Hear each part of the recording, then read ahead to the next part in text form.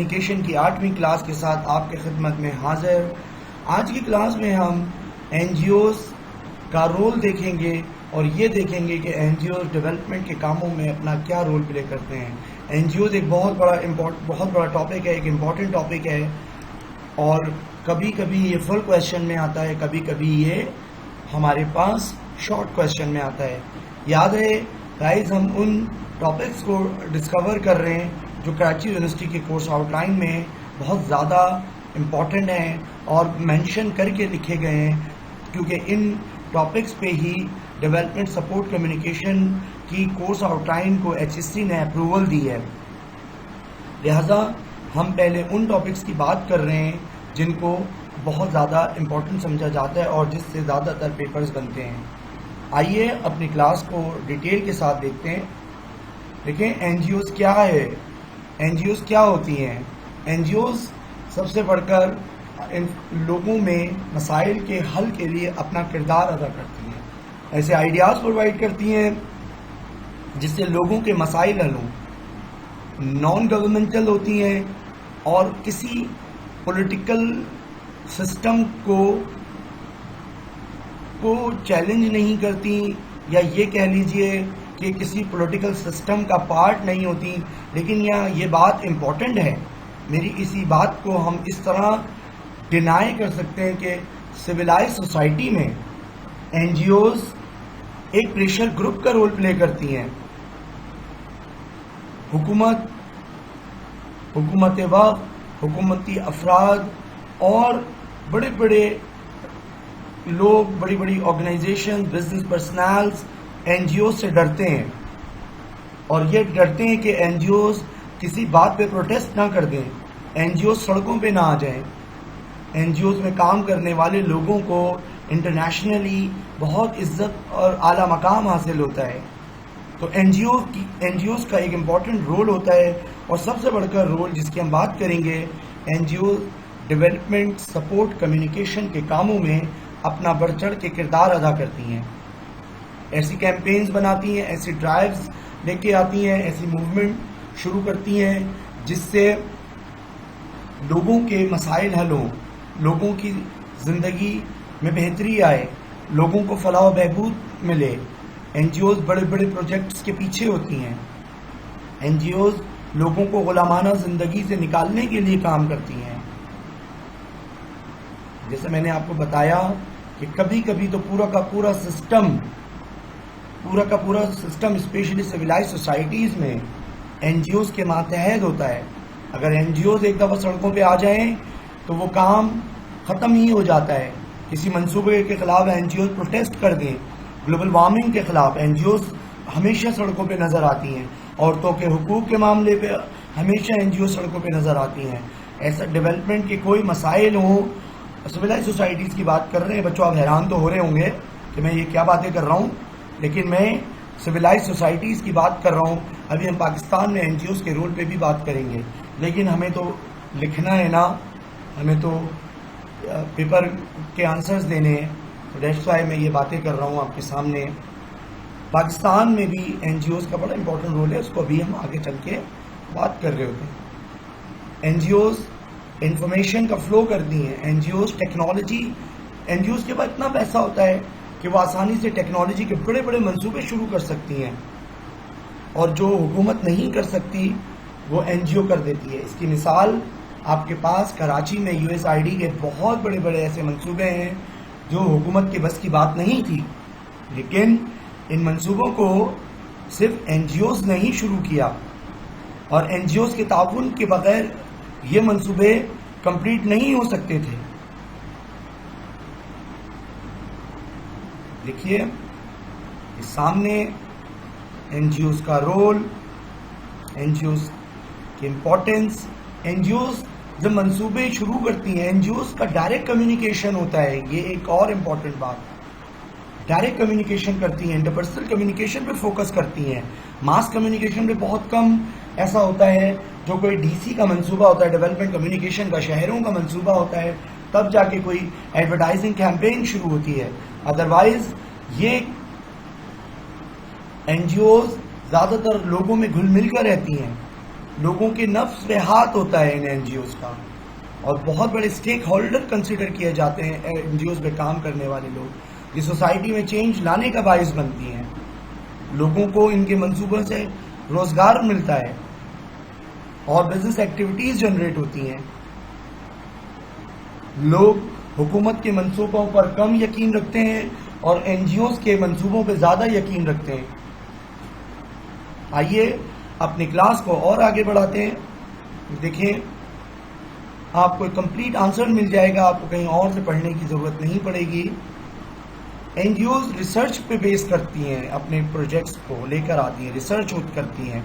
Research and development पे NGOs का focus होता है, और जो भी पॉलिसी बनाने की कोशिश करती हैं या जो भी डिसीजन लेती हैं, उनके पीछे एक पूरी स्ट्रैटेजिकल होमवर्क होता है, और पैसे को बड़े भरपूर तरीके से एनजीओज खर्च करती हैं। याद रहे, एनजीओज का बड़े बड़े डोनर्स से राब्ता होता है, वर्ल्ड बैंक से, आईएमएफ से, इस्लामिक डेवलपमेंट बैंक से, एशियन डेवलपमेंट बैंक से। तो ये एनजीओज को यही बड़े बड़े डोनर्स कर्जा देते हैं। अक़वाम मुत्तहिदा यूएनओ कर्जा देती है, या यूएनओ ये कह लीजिए फंड्स फराहम करती है, ठीक है, ये भी कह सकते हैं। लेकिन याद रहे, डोनर्स को जो फंड्स मिलते दिए जाते हैं गवर्नमेंट को तो एज ए कर्जा मिलता है, लेकिन एनजीओज को याद रखिएगा बच्चों, एनजीओज को लेट मी क्लियर कि एनजीओज को डोनर्स डायरेक्टली पैसा देते हैं, क्योंकि उनको गवर्नमेंट पे भरोसा नहीं होता। स्पेशली 2005 के अर्थक्वेक के बाद और 2010 में जो फ्लड आया था कराची, 2010 में सॉरी, जो इंटीरियर सिंध में फ्लड आया था, उसमें जो घपले हुए थे, उसके बाद से डोनर्स ने हुकूमत को फंड्स देना बंद कर दिया है। अब जो भी फंड दिया जाता है वो डायरेक्टली एनजीओज को दिया जाता है। अब अंदाजा कर लीजिए कि एनजीओज के पास क्या क्या वसाइल हैं। जो हमारे पास वैक्सीनेशन, जो अद्वियात हुकूमत के पास नहीं होती, वो भी एनजीओज प्रोवाइड करती हैं। मैंने जैसे अभी आपसे कहा था कि एनजीओज पे लोग ज्यादा ट्रस्ट करते हैं, यही वजह है कि एनजीओज अवाम के साथ घुल मिल के रहती हैं। स्टैंड, और इन ग्रुप्स को कोऑपरेटिव ग्रुप्स भी कंसीडर किया जाता है।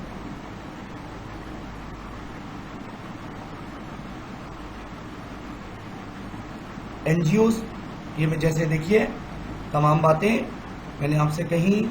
देखिए, गवर्नमेंट जो वैक्सीनेशन की कैंपेन शुरू करेगी ना, लोग उसमें बढ़ चढ़ के हिस्सा नहीं लेंगे, क्योंकि ट्रस्ट डेफिसिट है, लोगों का एतमाद नहीं है हुकूमत के कामों पे। उनको पता है कि यहाँ चीज़ें करप्शन की नज़र हो जाएंगी, लेकिन एनजीओ जो बात करती है उस पर लोग ट्रस्ट करते हैं।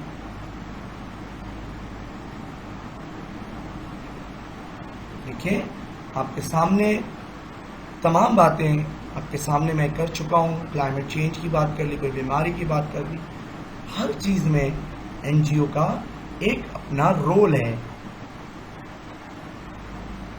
बड़ी बड़ी एनजीओज तो इंटरनेशनल पॉलिटिकल क्लाइमेट का एक बहुत बड़ा पार्ट भी हैं। ये भी एक इम्पॉर्टेंट बात है बच्चों, के सामने सारी बातें मौजूद हैं। काइंडली से गौर से देख लीजिए के सामने। देखें, सेंटेंस को रिसर्च तक ने प्रूव किया है कि एनजीओज पे लोगों का बहुत ज़्यादा ट्रस्ट होता है। स्टैंड,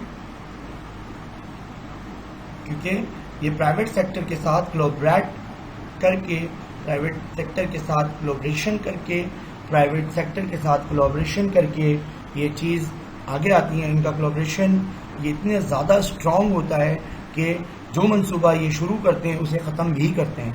तो कोलैबोरेशन या कोलैबोरेट इतना स्ट्रॉन्ग बन जाता है। यहाँ ट्रस्ट डेफिसिट नहीं होता। प्राइवेट सेक्टर भी कभी कभी तो अपनी एनजीओ के अकॉर्डिंग काम करते हैं, कभी कभी ये लोग एनजीओ को डोनेशन दे देते हैं, लेकिन याद रहे मॉनिटर ज़रूर करते हैं ये कंपनीज, ये प्राइवेट डोनर्स या इंटरनेशनल डोनर्स इन एनजीओ को मॉनिटर भी करते हैं और इनके फाइनेंशियल मैटर को ऑडिट भी करते हैं। ये बात याद रखिएगा एनजीओ वाली बातों में। आइए आगे बढ़ते हैं। देखिए एनजीओ क्या है, एनजीओ का फिनोमेना क्या है। ओके, एनजीओ सर्कल है, स्पेसिफिक प्रोजेक्ट या इशू पे काम करती हैं। जैसा कि मैंने आपके सामने बात की, फाइनेंशियल इंस्टीट्यूशन या प्राइवेट सेक्टर के साथ काम करती हैं। कभी कभी ये बहुत कम ऐसा होता है कि गवर्नमेंट के साथ काम करें, क्योंकि आपको पता है मैं बात कर चुका हूँ, बार बार एक बात को दोहराने का कोई फ़ायदा नहीं है। असल में ये एनजीओ का जो सर्कल है ना, ये है एनजीओ का सर्कल। यहाँ अगर हम प्राइवेट डोनर्स को भी ऐड कर लें, इंटरनेशनल डोनर्स को भी ऐड कर लें, तो ये साइकिल और ज़्यादा स्ट्रॉन्ग हो सकता है। आप अपने पेपर्स में जब ये डायग्राम बनाए तो डोनर्स का एक पैनल भी यहाँ पर ऐड कर सकते हो, क्योंकि डोनर्स बड़े वाइटल होते हैं। देख लीजिए इसको बड़े गौर से, सामने सारी चीज़ें मौजूद हैं। आइए आगे बढ़ते हैं। साइकिल को गौर से देख लीजिएगा, इस प्रोसेस को गौर से याद कर लें। 3 मेजर प्लेयर हैं। डोनर्स आप ऐड कर लीजिएगा इस ग्राफ में, इस डायग्राम में। फाइनेंशियल इंस्टीट्यूशंस, जिसमें आपकी प्राइवेट सेक्टर भी हो सकता है, गवर्नमेंट ऑर्गेनाइजेशंस, ठीक है, खैराती इदारे भी हो सकते हैं, जो एनजीओज की कोलैबोरेशन से अपना काम अंजाम देते हैं। ये देखिए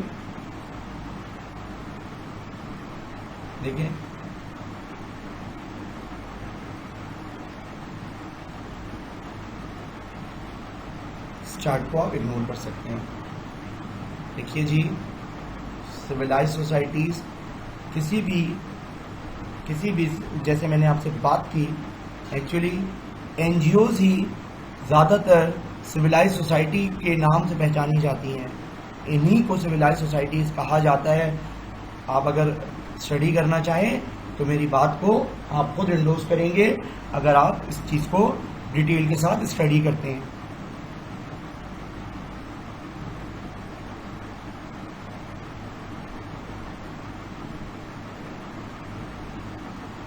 आइए आगे बढ़ते हैं।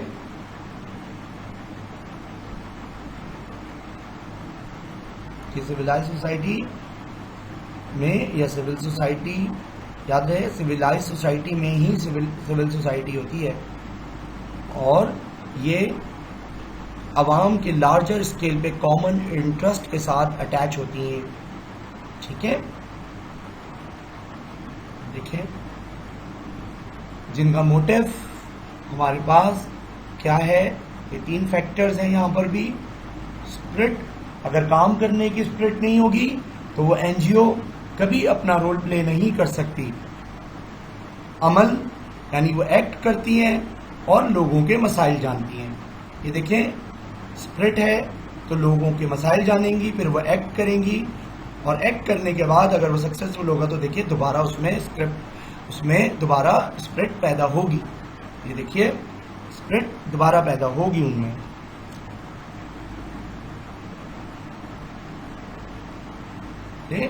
ये भी एक इम्पोर्टेंट हमारे पास डायग्राम है।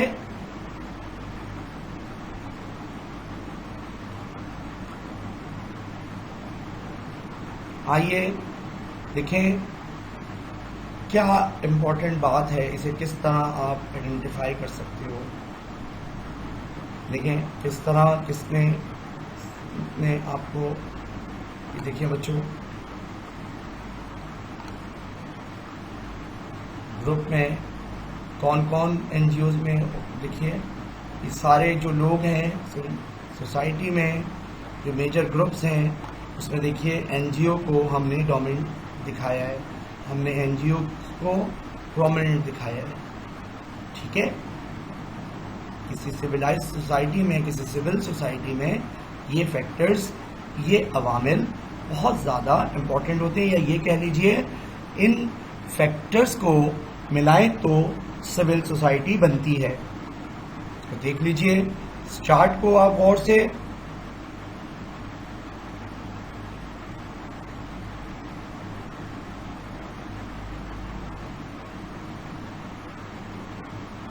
देखिए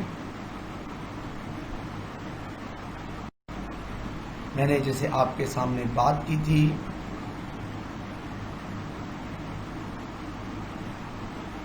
कि एनजीओ का काम, एनजीओ कोई भी ग्रुप होगा एनजीओज का, वो वर्क करेगा एज ए रिसर्चर, लोगों के मसाइल को जानेगा, लोगों के मसाइल उनको पता होते हैं क्योंकि ये अवाम में से होते हैं। मैं आपको ये बात कर चुका हूँ इस लेक्चर के शुरू में।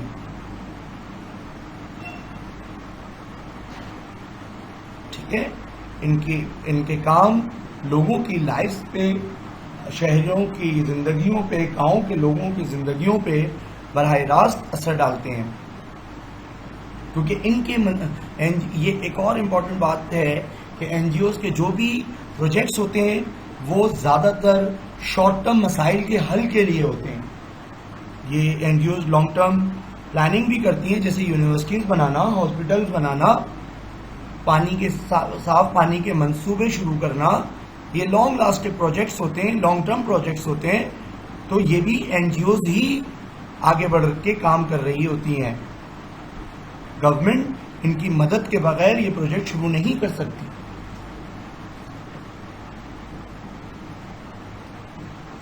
ठीक है,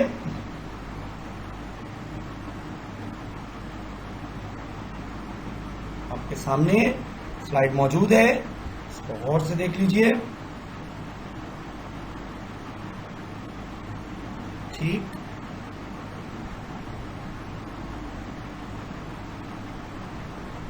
देखिए एनजीओज के इंटरगवर्नमेंटल प्रोसेसेस में 4 इंपॉर्टेंट फैक्टर्स हैं। ये एनजीओज, देखें अगर कोई आपसे पूछता है कि फंक्शंस क्या हैं और किन प्रोसेसेस के तहत, यानी किन फंक्शंस के अकॉर्डिंग, किन फंक्शंस के तहत एनजीओज काम करती हैं, उनका क्या रोल होता है, तो उसमें आपको इन 4 फैक्टर्स का जिक्र करना होगा।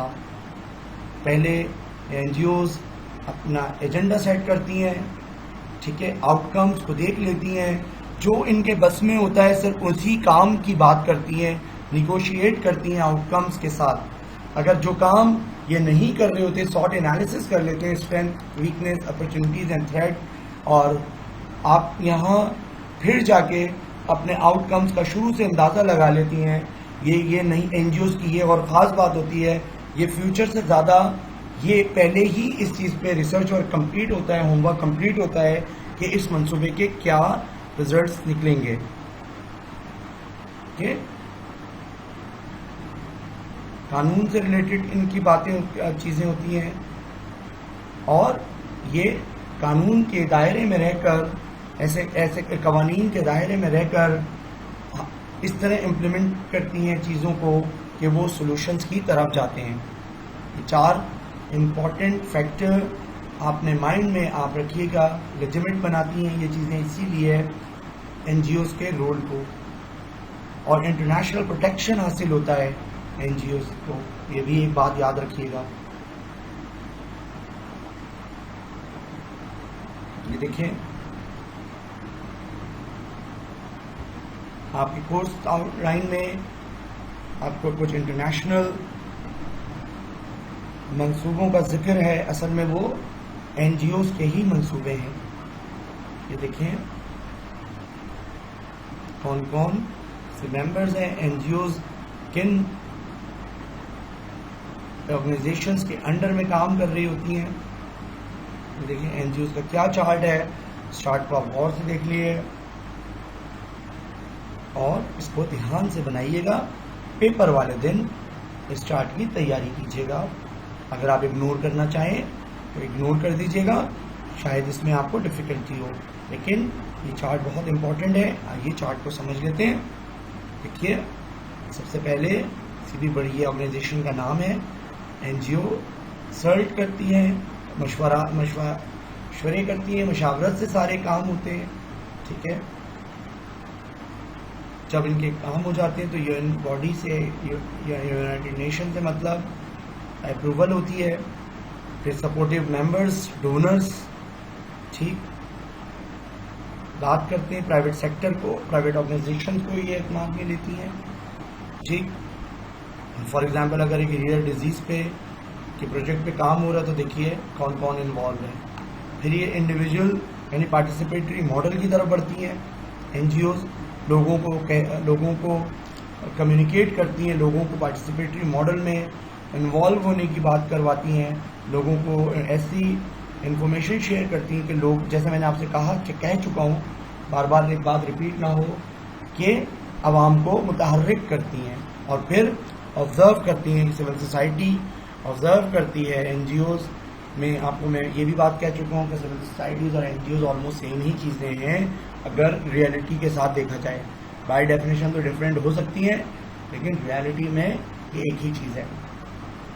तो वो मॉनिटर करती हैं। मैंने जैसे आपको बात कही थी कि ये चीज़ें कंपनीज उनकी मॉनिटर भी करती हैं। ठीक है, एनजीओज़ और एनपीओज़ में क्या फ़र्क है, दोनों में देख लीजिए।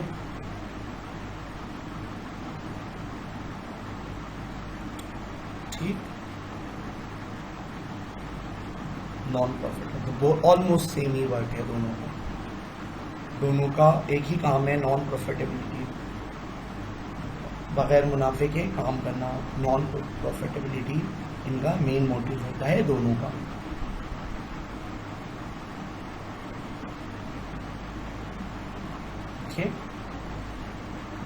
एनजीओज क्यों इम्पोर्टेंट है मैं आपको बता चुका हूँ। अगर एनजीओज ना हो तो आपको ये जितने डेवलपमेंट के काम नज़र आ रहे हैं ना, ये डेवलपमेंट के काम भी कभी नज़र ना आए अगर एनजीओज ना हो। ठीक, जो भी हमें इंफॉर्मेशन मिलती है ह्यूमन राइट्स से, फीमेल राइट्स से, एजुकेशन, बेसिक एजुकेशन की नेसेसिटीज़ से। ठीक है, आपको याद है नकीब का वाक़या हुआ था पाकिस्तान में, तो सोशल मीडिया से जब खबर वायरल हुई तो पाकिस्तानी एनजीओज़ ही, सिविल सोसाइटी ही ऊपर आई थी और सिविल सोसाइटी के ने ही अफेक्टिव रोल प्ले किया था, जिसकी वजह से ये वाक़या लोगों के सामने आया। आवाम की तवज्जो, हुकूमत की तवज्जो, मीडिया की, ट्रेडिशनल मीडिया की बात कर रहा हूँ, ट्रेडिशनल मीडिया की तवज्जो इस टॉपिक की तरफ या इस मसले की तरफ माइल हुई थी। स्टैंड या उसकी अटेंशन आई थी।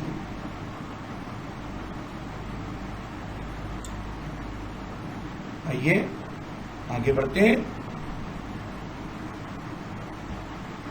देखिए आपके सामने प्रॉब्लम सॉल्व करना, ओपिनियन को बिल्ड करना, प्रॉब्लम्स की मॉनिटरिंग करना, ये सब जिम्मेदारी है ओपिनियन लीडर्स की।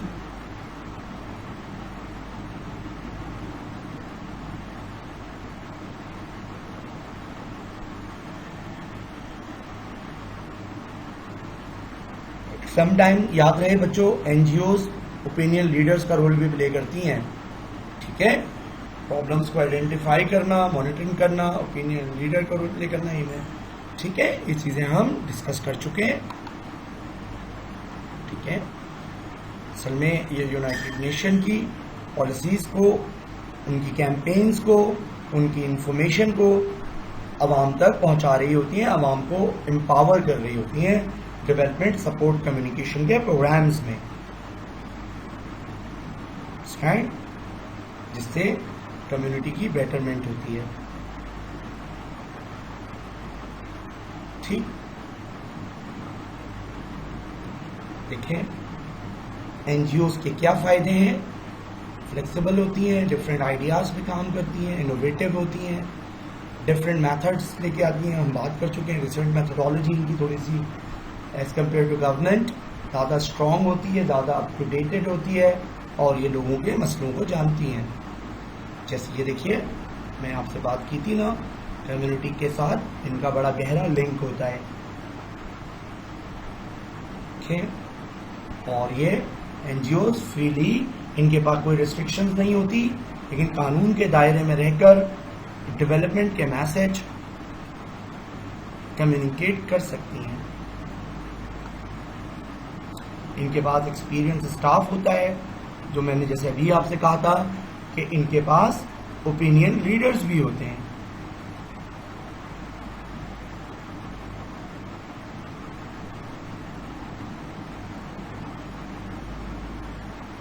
लीजिए, बहुत सारे इश्यूज तो हाईलाइट ही एनजीओज की वजह से होते हैं। प्रोफेशनलिज्म होता है, वो फैक्टर मैंने इंटरनल और एक्सटर्नल दोनों फैक्टर्स की बात कर लीजिए। प्रोफेशनलिज्म होता है, नॉलेज एंड अवेयरनेस होती है, विजन डेवलपमेंट करती हैं, पार्टिसिपेशन होती है, पार्टनरशिप होती है, मल्टीपल ऑर्गेनाइजेशंस के साथ इनका नेटवर्क बहुत स्ट्रॉन्ग होता है। ठीक,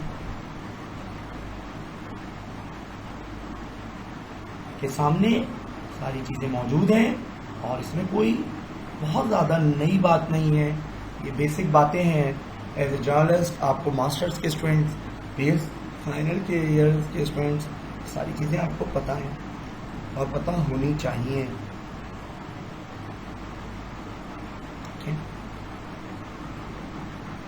ठीक है, पॉवर्टी के इश्यूज पे स्टैंडर्ड ऑफ लिविंग को मेंटेन करने के लिए ये ऑर्गेनाइजेशंस वर्क करती हैं।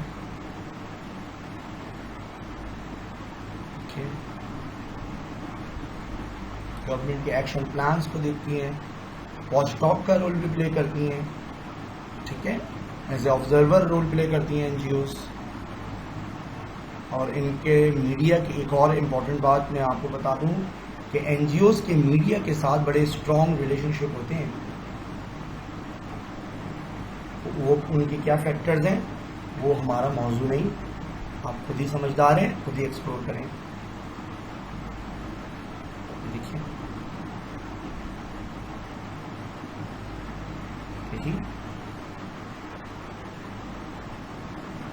देखिए ये टू वे में वर्क करती हैं। मैंने जैसे अभी आपसे कहा, गवर्नमेंट के जो प्रोग्राम्स होते हैं ना, वो तो कभी सक्सेसफुल होते ही नहीं हैं। इन एनजीओज जो वर्क करती हैं वो सक्सेसफुल होती हैं। कभी हुकूमत के साथ मिलके काम करती हैं, कभी हुकूमत के मंसूबों के पैरेलल ऑर्गेनाइजेशंस काम करती हैं, यानी एनजीओज काम। और ऑर्गेनाइजेशन से मतलब एनजीओज है मेरा।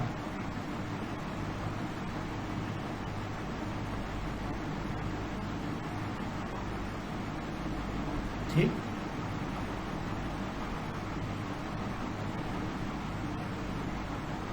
के सामने अक़वाम मुत्तहिदा की आवाज़ लोगों तक सिर्फ एनजीओज के ही तो फैल पहुंचती है, यानी एनजीओ ही सबसे बड़ी सोर्स होती है जो ब्रिज का रोल प्ले करती है। ठीक है, मकामी लोगों तक इंफॉर्मेशन का फ्लो भी सिर्फ और सिर्फ एनजीओज की बदौलत होता है। ठीक, मैं आपसे बात कर चुका हूं कि एनजीओज की स्ट्रैटेजी बेस करती है इंटरपर्सनल कम्युनिकेशन के ऊपर।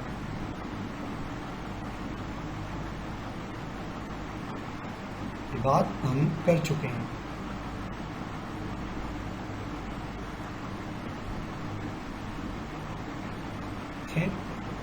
एनजीओज के टारगेट ग्रुप कौन कौन से होते हैं?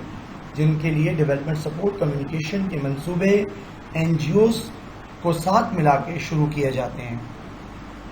देख लीजिए, मैंने इस जगह से ये सेलेक्ट किया है। ठीक है, टारगेट होते हैं, ये मेजर फोकस ग्रुप होते हैं एनजीओज के, जो यूनाइटेड नेशन के अंडर द अम्ब्रेला काम किए जा रहे होते हैं।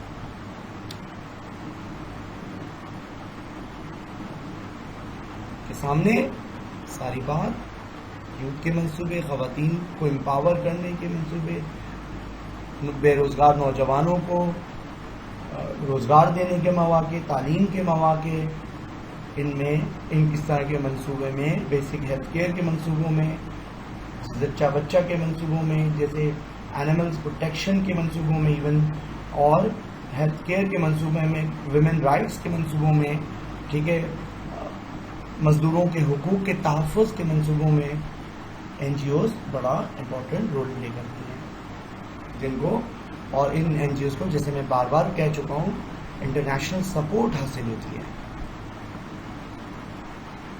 ठीक है,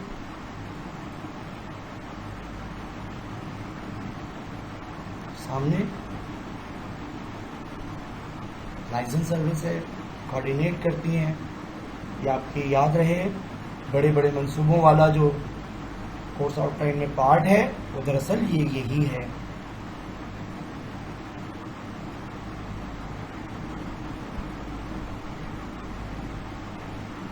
सारे रेफरेंसेस आपके सामने हैं, यहाँ से मैंने ये चीज़ें ली हैं। सारे वो ऑर्गेनाइजेशंस हैं जो इंटरनेशनली ऑर्गेनाइजेशंस के साथ, NGOs के साथ कनेक्टेड होती हैं।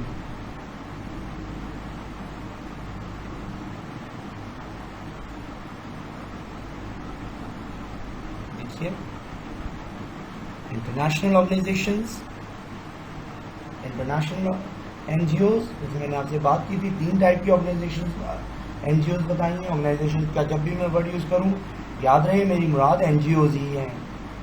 पहले मैंने आपको बताया लोकल यानी रीजनल, नेशनल दूसरी टाइप, और तीसरी टाइप इंटरनेशनल। तो ये इंटरनेशनल की एग्जांपल्स हैं आपके सामने।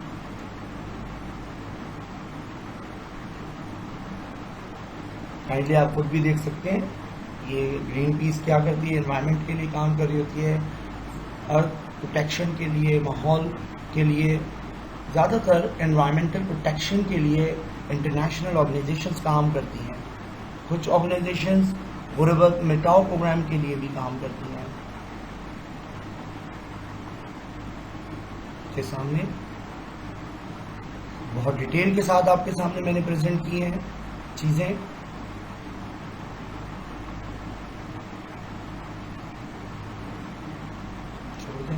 सब देख लीजिएगा आप।